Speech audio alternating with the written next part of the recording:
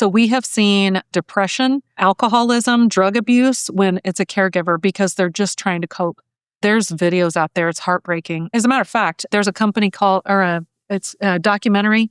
I think it's called Caregiving or Caregiver. But Bradley Cooper, the actor, produced this thing because his dad needed care. And he realized how hard this was. So he put together this documentary on PBS. Everybody can go and watch it. You can download the PBS app and watch it for free. But it was just eye-opening. And this one guy talked about his wife had a stroke right after they had a baby. The baby was like a year old. She's in her 30s and kept on having them. And she can't do anything for herself. He had to quit his job. And now they're just living on the generosity of family and friends. But he talked about when he would leave and come home, he would sit in the car and scream and cry. This is a man, grown man, scream and cry. And he started recording social media videos as a part of his own therapy. Like just to talk about it, just talking about it. You're crying in the shower because you don't want them to see it because it's hard on them too. So your health ends up failing because you don't have time for yourself. You're not going out and visiting friends and having fun, and you've given up on all of that. You're not exercising. You're not taking good. You're eating on the fly. Like you're doing everything that you can just to survive. People don't realize how hard it is.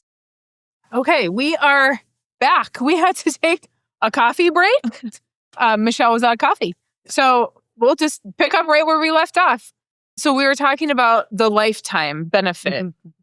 Typically, again, you are going to buy long-term care and it's going to be 22 months or 34 months or 36 months or whatever the magic number is. Correct.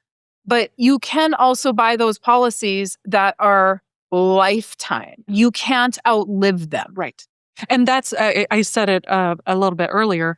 When I'm dealing with a couple or when I'm dealing with females, I do like the lifetime coverage because, one, you don't want to leave someone without.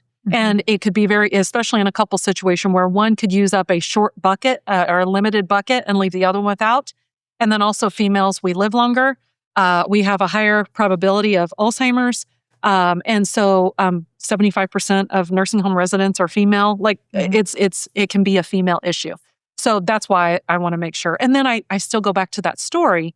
If that lady had lifetime coverage with the husband that had Parkinson's and she delayed turning on the benefit because she was trying to save it for the bad part, if she had lifetime coverage, she would have turned that on immediately. Yeah. She would have turned that on. It could have saved her health and then she wouldn't have had to worry about it. You don't have to ask the doctor to help your husband die faster. Right. Like that is the thing that it broke my heart. The thing that my client went through is she's like, I don't want a divorce. Like, that's not the point. It shouldn't resort to that. Exactly. You should not have to go through that emotion as well as wondering if your spouse is going to get good care, how you're going to go see them, how that transition's going to be. I ran into a guy at Think Tank a couple weeks ago that was 80 and he works out every day. And he showed me a picture of his muscles. But he said, I have to because I need to take care of my wife and she's 200 pounds. And when she falls, I need to be able to pick her up. And he's 80. And he's 80. And so he is lifting weights every day, making sure that he stays strong to care for her. So 2 things on that. So 1, when people will tell me, Michelle, I'm healthy. I don't need this. I go, you're the problem. You're going to live a long time. Like, so start smoking, don't exercise, eat bacon, like seriously. So, my mom has passed away, but my mom was not a healthy person. And my husband and I talked about this and same with his dad. So his dad wasn't a healthy person. And so we already had this mapped out. We said, my mom and your dad will not need care. They're going to pass away. And they did. Both of them passed away pretty quickly. But his mom and my dad are healthy.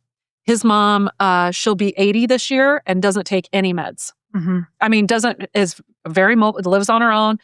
She will probably live a long time. So her body might outlive her mind is my point. So I don't mean to joke, but sometimes I do. Sorry. But I have another story about a guy taking care of his wife. So I'm at this estate planning attorney luncheon.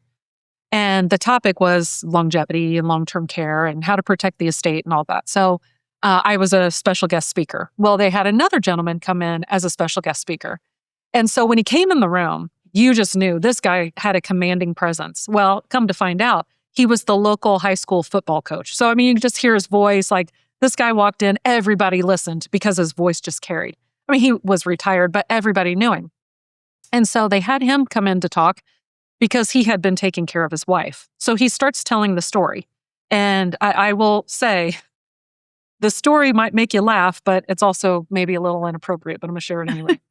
So that's a little cliffhanger. A little warning for everybody. So I've heard it before. I don't think it's inappropriate. Yeah, okay. So he starts telling the story. So his wife ends up with Alzheimer's, but she ends up with the kind where she's catatonic. So like she just kind of curls in.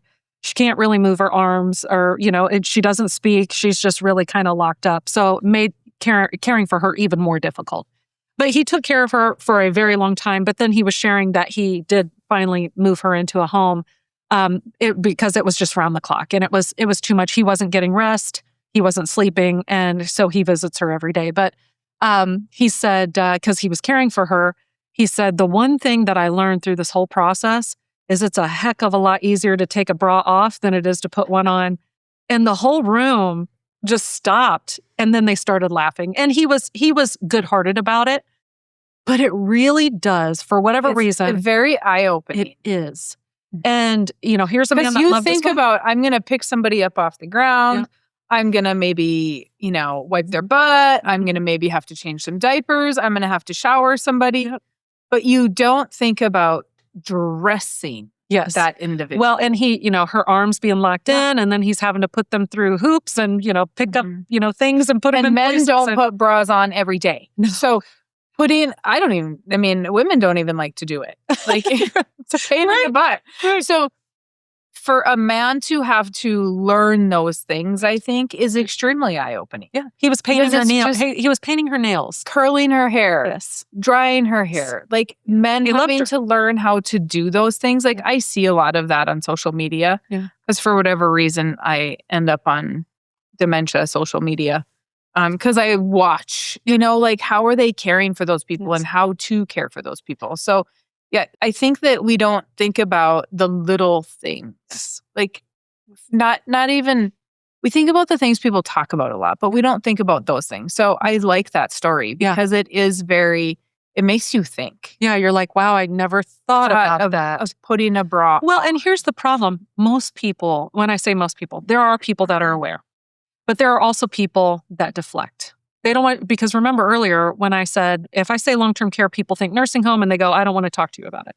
Mm-hmm. So I get a lot of excuses when we start talking about planning. I'll get, Michelle, I will shoot myself. This is a very popular. I hear that one a lot. I'm going to drive off the road. Right. And people do it.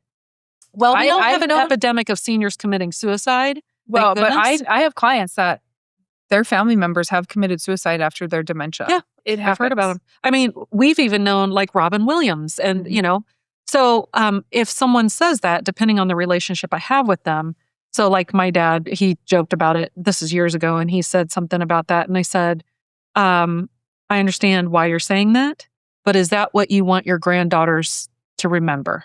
Mm. That doesn't have to be the option. Is that how you want them to view you?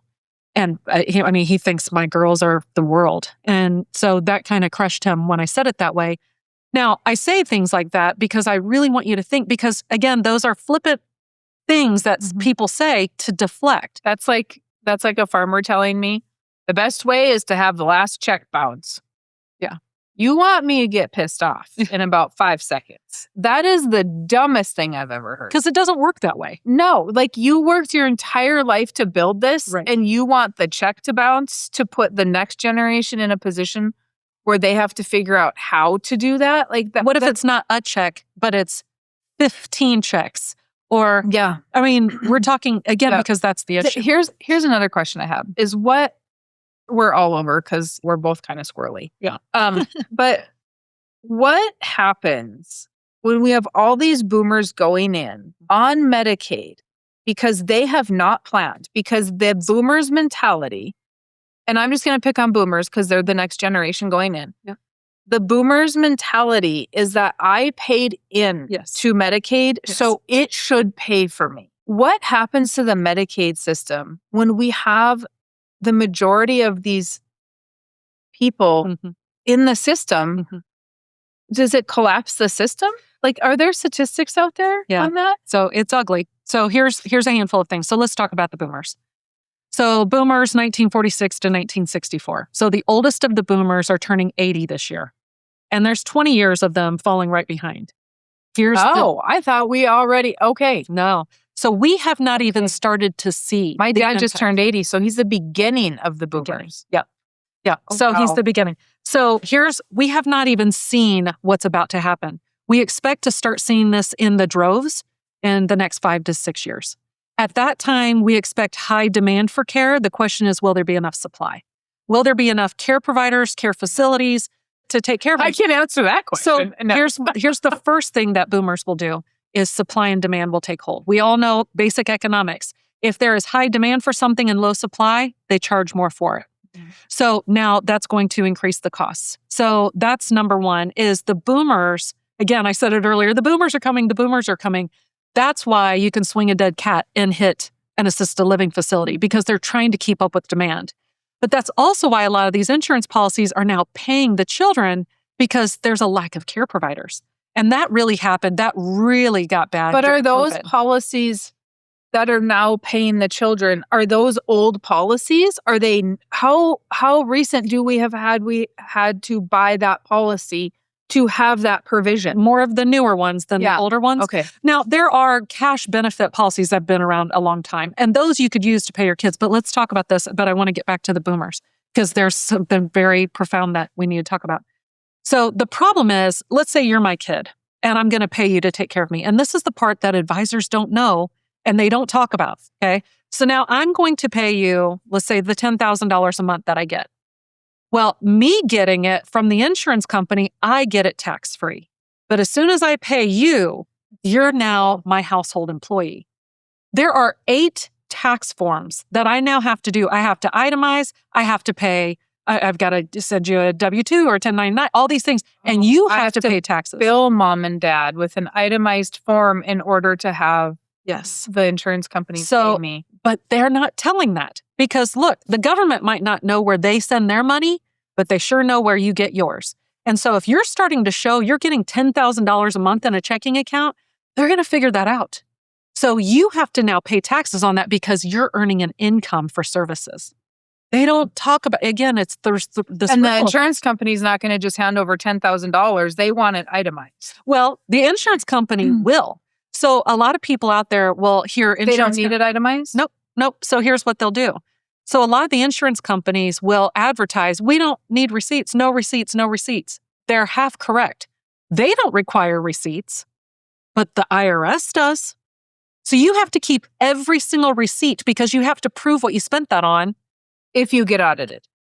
Well, that's the trick, isn't it?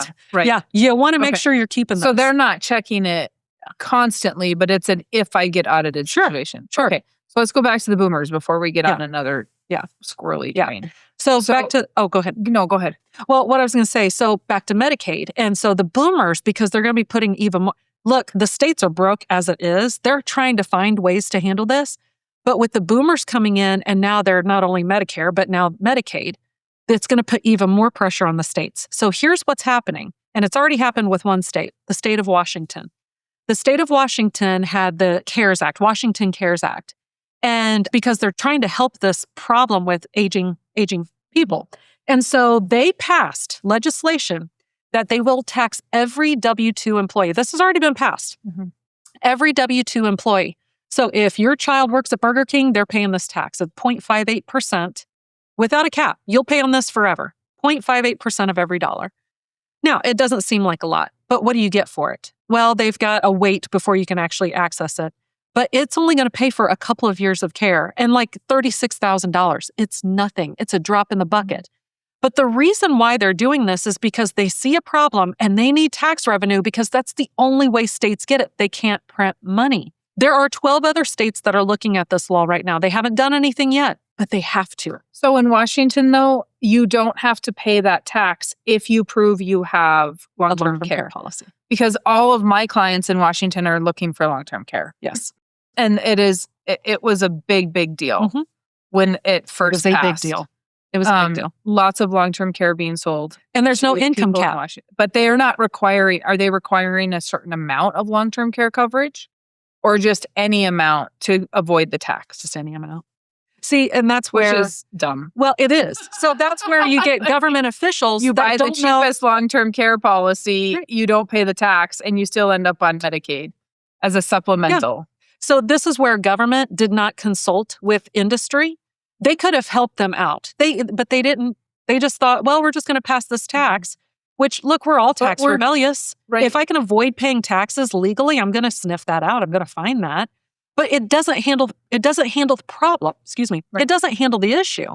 So they might have brought attention to it because people don't want to pay the tax, but they really haven't solved the problem. If anything, they've compounded Right. it. But we are going back to the original question, we are going to have a massive problem. Yes. Which is, like, I'm not a huge pusher of long-term care if it's not lifetime, but it is our responsibility to make sure that we take care of ourselves. Yes. And if we have worked our entire lives and we've stuck 15% into our 401ks, or we've bought land, or we've done whatever, why are we not making sure that Medicaid is not going to be our answer with a roommate? Yeah. Like, I don't want a flippin' roommate.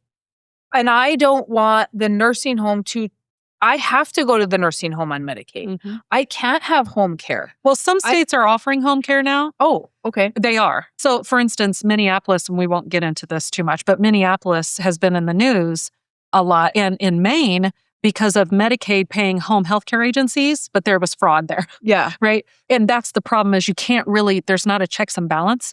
So that's also making it worse on the states because they're paying this money out, but people aren't getting the care. So you're really leaving it into someone else's hands, the type of care you want. And I don't know about you. I want choice and I want dignity. Right. Exactly. And So- like, a policy is going to give you that. So let's talk about, I know we're like hour and a half in here, but you're probably not an hour and a half in, because we're going to break this up into a couple podcasts, because I'm no Joe Rogan. So when we look at cost, like we talked about mine a little bit, but what are we looking at? Like, I know there's a range, and I know that's a loaded question, but what can we have a little bit of money? Can we do it with a lot of money? What are our options? Yeah. So I've got people that are maybe of moderate means, and they want to make sure that they're not burdening their children, or maybe they never had children. That happens. We don't have children, or the ones we have are not great. So they are just making payments on that. So like you did a 20 pay because you wanted to pay.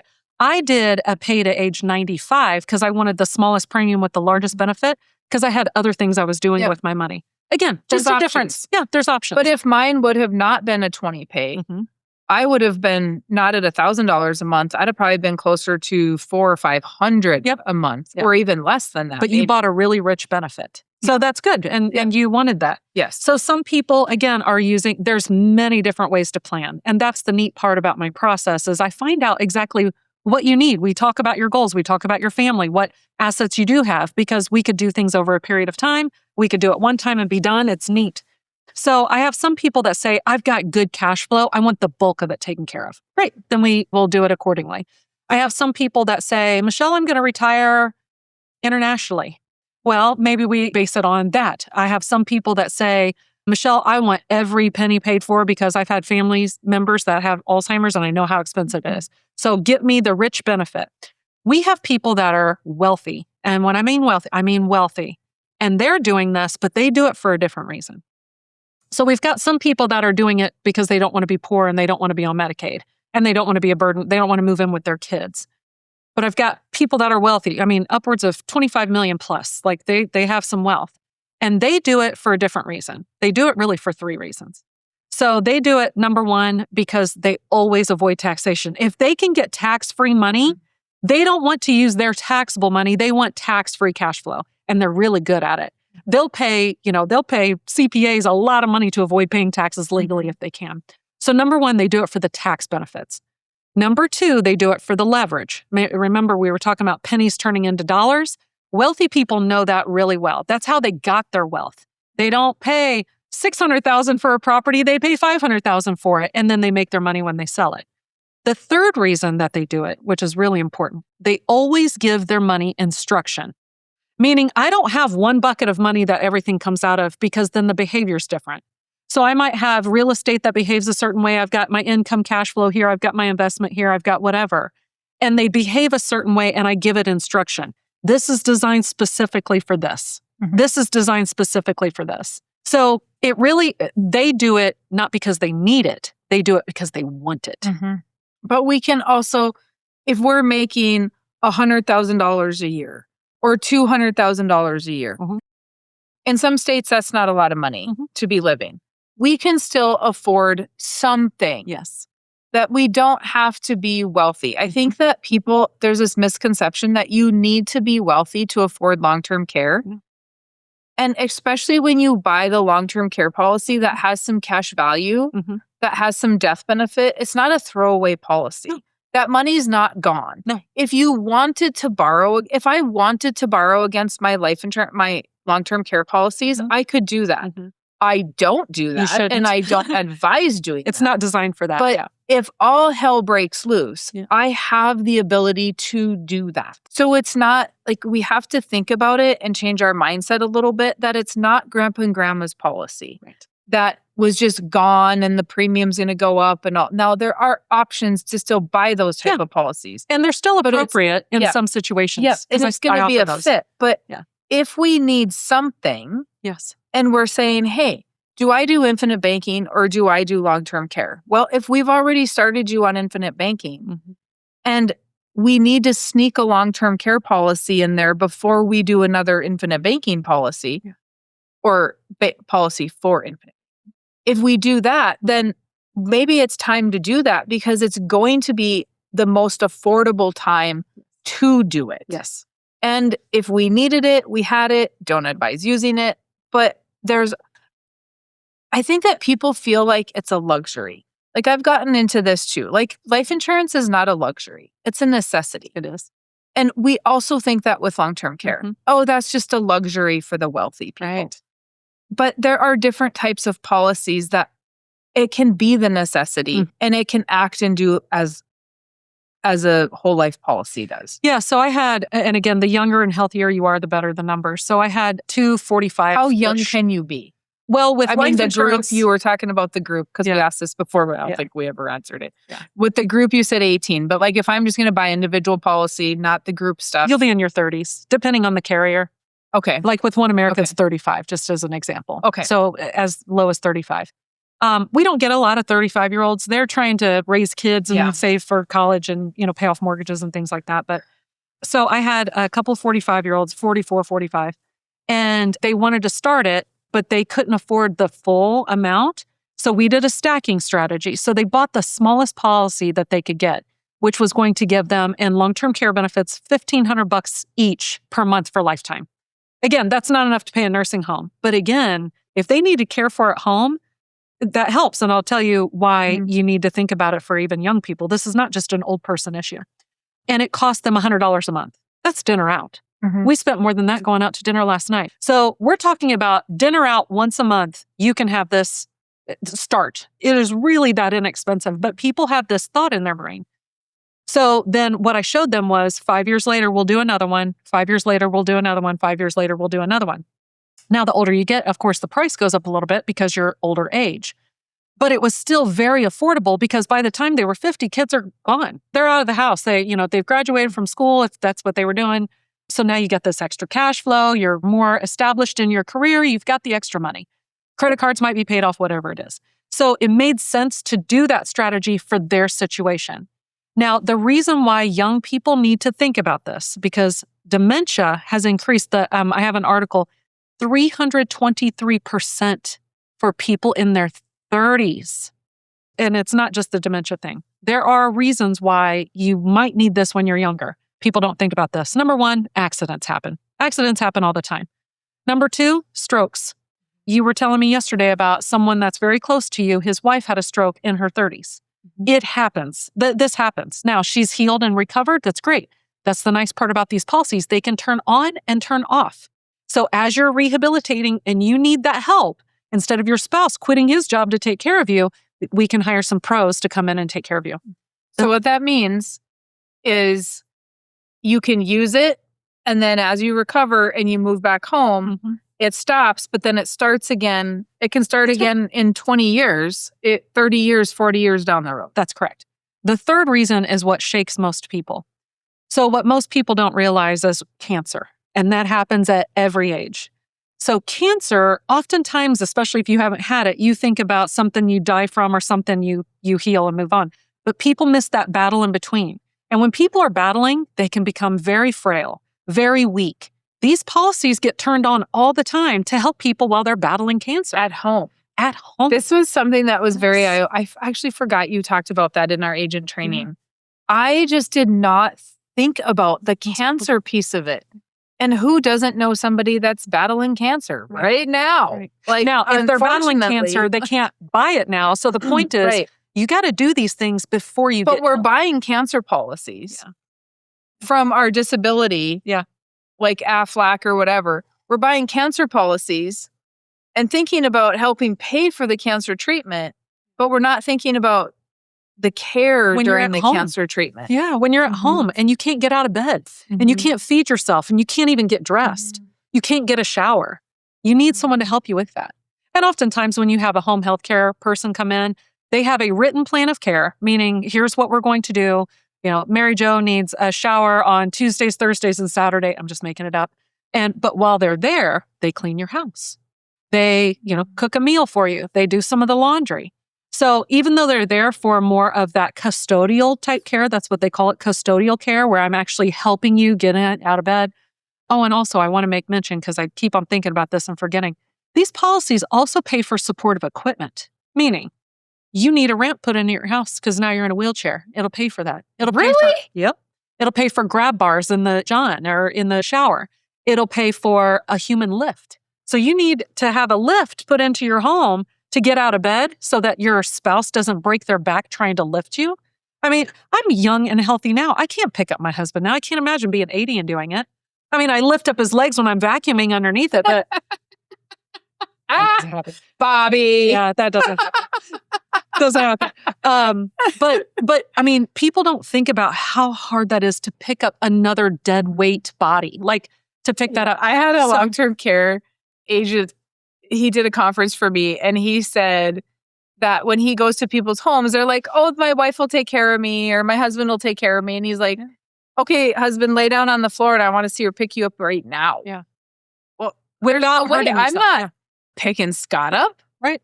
There is absolutely, I mean, you can. You'll figure it out. So I watch, obviously, I'm on TikTok a lot. And I will come across videos of people that have been in an accident and they're paralyzed. And their spouse is having to get them out of bed, move them to the chair. Yeah. And oh my gosh, it's just, and they're in their 30s. They're in their 20s and 30s and something happened. Yeah. But yeah, that hunting accident, whatever it is that is going to cause me to be paralyzed, skiing and falling wrong or whatever. But it's never going to be you. It's always going to be someone else. Yeah. And that's the part I did not realize that they would pay for all that equipment. Yeah. Medication dispensers, like anything that helps you to be at home. Does that qualify into the monthly amount then? Like, again, depending on the policy, but for instance, One America, they will allow you up to 2 months worth. So for yours, you've got $8,000 or so a month. So I'll just use that as an example. So you would have $16,000 that you could use toward a human lift or a ramp or grab bars or anything that you need home modification wise. But then they're paying the $8,000 every month going forward. Yes. For your care. Yeah. They also will pay caregiver training. So let's say you do decide that your daughter's going to take care of you and she's in it. She doesn't know how to do this. So they will actually pay for caregiver training. So like when my grandpa came home for a minute, he did come home for a minute, he had a permanent catheter. Well, my grandmother had to be trained on how to clean that, replace it, take it, move it up. Like you don't know how to do this unless you're in the medical world. So it will pay for caregiver training. Some of these, well, One America's policy specifically, they have an agreement with a company called Amada. Amada is a national home health care agency to where your daughter could call them and they get coaching calls and it's completely paid for by the company. Your daughter can have a coaching call with Amada and she goes, hey, my mom's got sundowners. You're up all night and you sleep all day. I don't know how to take care of her. And they will coach her on, here's some things that you can try. So she has a resource that she can go to and these people will help. They might come in person for coaching or it might be virtual or over the phone. Do they provide any type of mental health therapy for the caregiver? I don't know about that because it's a home health care agency, but they deal with that. But does the life insurance pay for the life insurance? Does the long-term care pay for any of that for the caregiver? No. But that is a big problem. It is. So we have seen depression, alcoholism, drug abuse when it's a caregiver because they're just trying to cope. There's videos out there. It's heartbreaking. As a matter of fact, there's a company it's a documentary. I think it's called Caregiving or Caregiver. But Bradley Cooper, the actor, he produced this thing because his dad needed care. And he realized how hard this was. So he put together this documentary on PBS. Everybody can go and watch it. You can download the PBS app and watch it for free. But it was just eye-opening. And this one guy talked about his wife had a stroke right after they had a baby. The baby was like a year old. She's in her 30s and kept on having them. And she can't do anything for herself. He had to quit his job.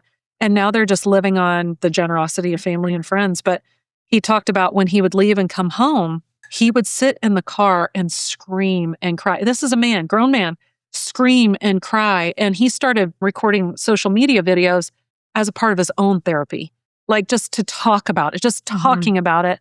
And you're crying in the shower because you don't want them to see it because it's hard on them too. So your health ends up failing because you don't have time for yourself. You're not going out and visiting friends and having fun and you've given up on all of that. And you're not exercising. You're not you're eating on the fly. You're doing everything that you can just to survive. People don't realize how hard it is. And that's why, again, I go back to my daughter that said, Mama, I would never. And I bless your heart. You have no idea. Now, she's a good one. And I know that she will do everything possible to take care of me, but I don't want her to. Right. I don't want her to. The resentment piece of it is tough. Yeah. Well, then you go through these bouts of anger where you're angry at your parents for not, but then you feel guilty of being angry because it's not their choice. They didn't choose this, but they didn't prepare. And my massage therapist, her mom is in the nursing home and she sees her every day. She goes every single day. She takes her out, goes to the library, buys a book, whatever. She's very mentally aware, but physically she just needs a little help. But she's like, it is so sad to see that these other residents don't have anybody come see them. Their kids will be like, no, I'm not buying you a banana. There's bananas in the cafeteria. Are there numbers or statistics or anything that says, hey, we're going to actually live longer and healthier at home than we will in a nursing home because you're going to ignore us in the nursing home. We have nobody except the residents, or not the residents, the caretakers. But with my grandparents, I experienced it not so much with my dad's grandparents, but with my mom's parents, my dad's. My grandpa was super active. And all of a sudden he goes to the assisted living. Oh, he's, needing help feeding himself. I'm like, oh, for the love of Pete. Yeah. There is not, you were totally fine before you went in. Their mentality shifts. It does. I'm around old people, so now I'm old. Yes. Yeah. Well, and they're out of their comfort zone. I want to stay with all the junk that I've accumulated. It's my junk. It's my stuff. It's where I'm comfortable. I do better. Everybody knows that people heal better at home, even when you're recovering from a surgery or whatever. They want you to get home as much as you can because you do better at home. So it's just anecdotal. I can find plenty. Yeah. I was just curious if you knew. But it's, I will tell you a story. I would think the life expectancy to stay at home would be longer. Yeah. And you would be happier and healthier mentally. But if you don't have the funds. Right. That's just it. With long-term care, now I know it can pay for me to stay home. I'm still stuck, Michelle, on the fact that I can get a ramp. And I had no idea. Yes. How many people have long-term care policies or parents that have long-term care policies and the kids are paying for that out of their pocket. They don't know. And they don't know that the long-term care would pay for that. That's right. They don't. because their agent probably didn't know. Do they also then pay for the contractor to come in and install said I don't know about that. I'll find out a little bit more. Actually, I just read it yesterday that it is. They do pay for the actual, what do you call it? Well, you're going to get X amount of dollars. Yeah. So you spend because it'll come in at that. Yeah. That is so fascinating.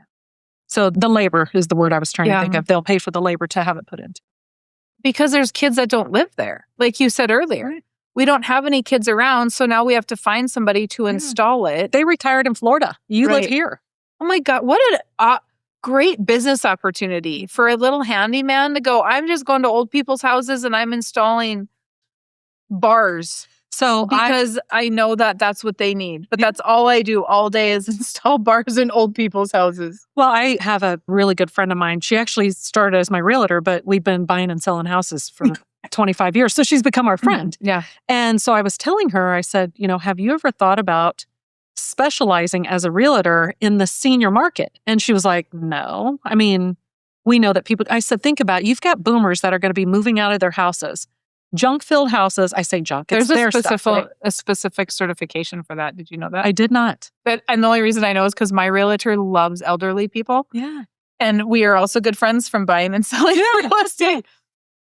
And she was, at one point, she was looking at getting certified because people take advantage of the elderly. Yes.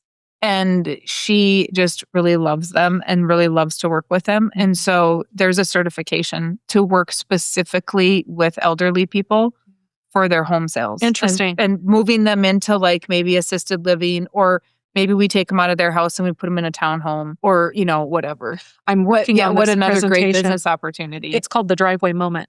And so it takes place, the kids used to walk up to the house and it would be filled of memories.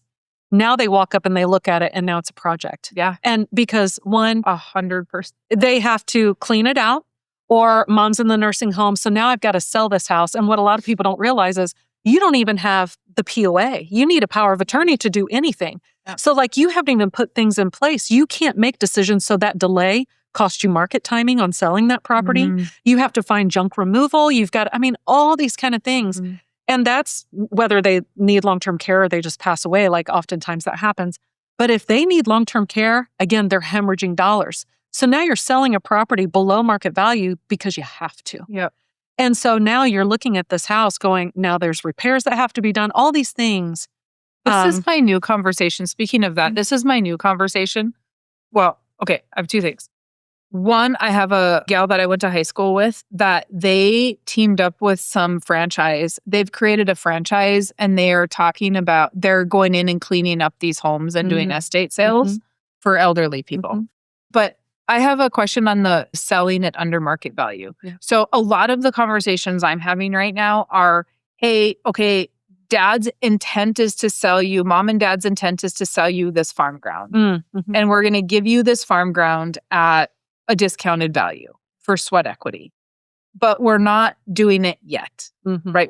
We would prefer we just die and you buy it from the siblings at a discounted rate. So we're going to put that in our trust. Okay. That you're going to buy it at whatever rate. But what happens if we don't have long-term care?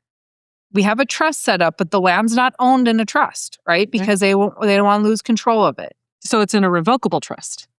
Or it's just in their name personally. Yeah. Like we're talking about farmers. Yeah. They don't have anything. And so just to get them to do a trust but they have this agreement or this will, because a lot of people think a will is the answer. And so now I go into the nursing home. Medicaid, and correct me if I'm wrong, but this is a conversation I'm having. Medicaid is not going to say, okay, you can sell that to John for the discounted value because of sweat equity. Medicaid is going to say, no, it's worth $10,000 an acre. You're selling it for $10,000 an acre. John has to pay $10,000 an acre, not $5,000, correct, because we don't care. Yeah. Right? Yeah. They're going to go by the value of the asset. Right. Yeah. They're going to go by the value of the asset. Because it needs, I also heard an elder law attorney say that they want an appraised value. Like even if you sell it to John at $5,000 an acre, they want the appraised value because on the 5-year look back, if it was worth 10, you're coming up with the other 5. It's an improper transfer is what they'll call it. So basically what happens is, and by the way, everybody would do that. oh, I'll just sell it to my kids for Right. pennies on the dollar. Well, now I'm transferring. So it's an improper transfer. So what they'll do, I'll use easy math. Let's say I had $100,000 in the bank. And in that 5-year period, I gave that to my kid. So what they'll do is they'll say, okay, well, the average nursing home is $5,000 a month. So we would take that improper transfer and divide it by $5,000 a month. So what is that, 20? I do girl math. 100,000 divided by 5,000? Yeah. 20? So you have 20 months as a penalty period, meaning they won't pay anything for 20 months because you had an improper transfer. So again, so somebody's coming up with the difference. Mhm. And they're going to have to pay for the nursing home for that period of time Yes. before Medicaid is going to kick in. Yes. But this is like my nonstop conversation with these people, Michelle, Yeah. is that I'm like, okay, because I'm always talking about estate plan. Yeah. Well, death is one thing. Living is a different. Right. Living But too long is a different thing. I'm talking to the kids and I'm like, okay, what's mom and dad's estate plan? Yeah. Well, do they have a trust? Mhm. No trust. Okay. So the land's not in a trust. We don't have a trust. You realize that and then I'm like, do they have long-term care? Nope. Okay, so we don't have long-term care. We don't have the land in a trust. We are 80, mom and dad are 80 already or 85 years old. Mhm. And we have a 5-year look back. Yeah. So yeah. If mom goes, let's just say mom and dad are both 85, Mhm. living at home, all is great. Mom goes into the nursing home. Mhm. And they're not both in the nursing home. It's not the last one. It's mom goes into the nursing home. Medicaid won't kick in until dad sells that land. Right. So the land still has to be sold to the kid at fair market value. Yeah. Actually similar, but not to the kid, the farmer that lives behind me. The farmer died. His wife still lived in the home and the son moved in with mom to kind of help take care of her, but he ended up farming the land. So nothing was transferred out of mom's name because mom it was in mom's name. And mom needed care. So he tried to take care of her. He couldn't do it. And he wasn't married. He just was living in the farmhouse and moved her into a nursing home. Well, he started selling off pieces of the land to the other farmer that lives in town. And he finally just sold it all because she needed long-term care. And he had to. There was no other choice. It was expensive. And so he sold off all of it to the other farmer to pay for her care. Never went on Medicaid because they wouldn't qualify anyway because they had to sell this land, right? But it was already too late by the time she passed away. He had already sold off all the land. So now he just works for that farmer. So now the legacy is gone.